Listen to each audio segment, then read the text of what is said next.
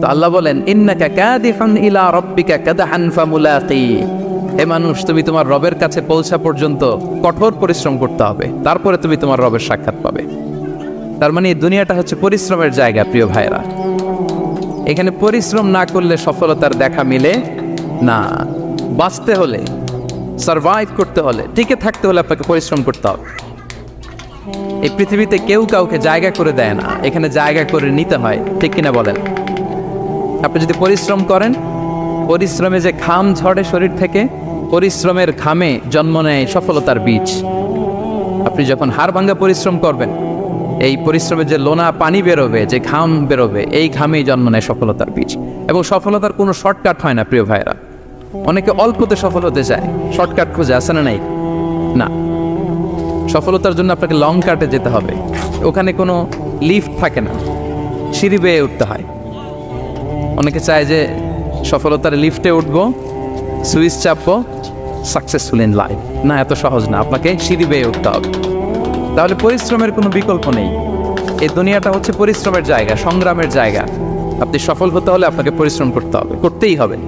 আর পরিশ্রমে কোনো লজ্জা নেই। আমি বিভিন্ন আমার আলোচনায় বলি, কাজে লজ্জা নেই। কিসে লজ্জা নেই?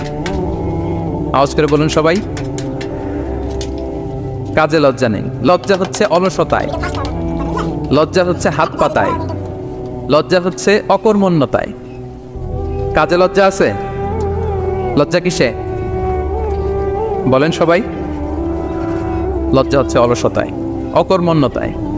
যারা কাজ না করে ফুটানি মারে, ওইটাতে লজ্জা। অনেকে আছে ফুটানি মারে, আছে না নাই? কাজ করে না, সব ফুটানি।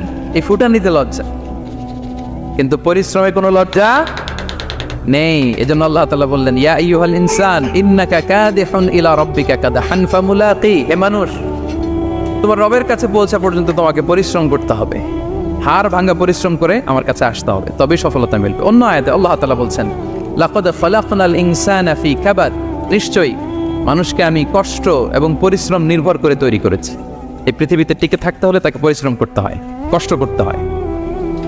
এবং দুনিয়ার এই সাইকেলটা যদি দেখেন, দিন এবং রাতের যে সাইকেল, রাতকে আল্লাহ বানিয়েছেন ঘুমের জন্য, রেস্ট নেওয়ার জন্য, বিশ্রামের জন্য। আর দিনকে আল্লাহ বানিয়েছেন কর্মচঞ্চল করে, কাজের জন্য।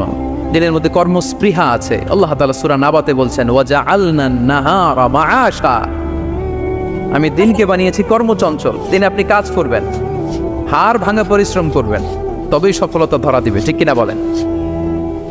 তাহলে প্রথমে আমরা জানলাম এই পৃথিবীতে পরিশ্রম করতেই হবে, পরিশ্রমের কোনো বিকল্প নেই। সফল হতে চাইলে কি করতে হবে? আওয়াজ করে বলবেন, কি করতে হবে? এবং ইসলাম এই পরিশ্রমকে উৎসাহিত করে, পরিশ্রমের মাধ্যমে যে ইনকাম, এটাকে উৎসাহিত করে।